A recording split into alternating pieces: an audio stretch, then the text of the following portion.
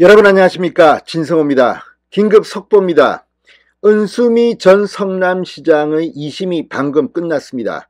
수원고법은 방금 전 은수미 전 성남시장에게 징역 2년형을 선고했습니다. 자, 지금까지 성남시는 복마전과 같은 곳이었습니다. 역대 성남시장들은 줄줄이 구속되고 사법 처리됐습니다. 자, 지금 이재명 성남시장, 전 성남시장, 지금 2개 혐의로 기소가 됐고 또 다른 혐의로 수사를 받고 있습니다. 이재명 성남시장이 구속된다면, 자, 지금 현 신상진 성남시장을 제외한 역대 성남시장 모두가 사법 처리되는 불명예를 안게 됩니다. 분당을 끼고 있는 성남시, 대장동, 백현동 등 미래신도시 등 개발 사업이 엄청나게 벌어진 곳입니다. 그리고 과거에 성남시의 책임을 맡았던 성남시장들은 예외 없이 사법 처리되는 불운을 겪어야 했습니다. 자, 그리고 방금 전 2심 판결이지만 은수미 전 시장에 대해서 징역 2년형이 선고됐습니다.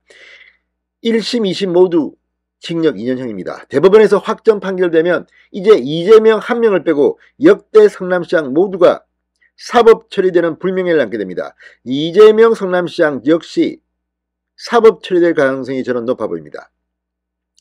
현 신상진 성남시장은 살아남아야 합니다. 자, 아무튼 방금 전 은수미에 대한 수원고법의 판결, 이재명은 뒤가 아마 따가울 겁니다.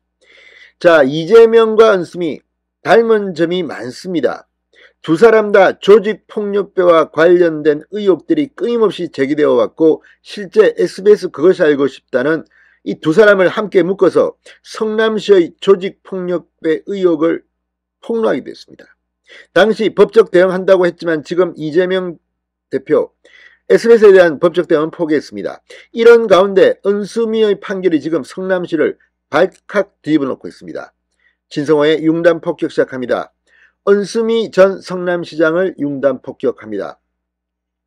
자, 성남시장 재임 시절 자신의 정치자금법 위반 사건을 수사하던 경찰에게 수사자료를 받는 대가로 부정청탁을 들어줬다는 혐의 등으로 재판에 넘겨진 은수미 전 성남시장이 방금 전 1심과 같이 2심에서도 징역 2년형을 선고받았습니다. 수원고법 형사 1부 박선준, 정현식, 배윤경 고법판사는 방금 전 뇌물공여 및 수수, 직권남용 권리행사 방해, 청탁금지법 위반 혐의로 기소된 은수미 전 시장의 항소를 기각하고 징역 2년, 벌금 1,000만 원을 선고한 원심 판결을 유지했습니다. 재판부는 또 뇌물공여 등 혐의로 함께 기소된 전 정책보좌관 박모 씨에게도 원심과 같은 징역 4월, 청탁금지법 위반 혐의로 기소된 전 수행비서 김모 씨에게도 징역 6월에 집행유예 2년을 선고했습니다.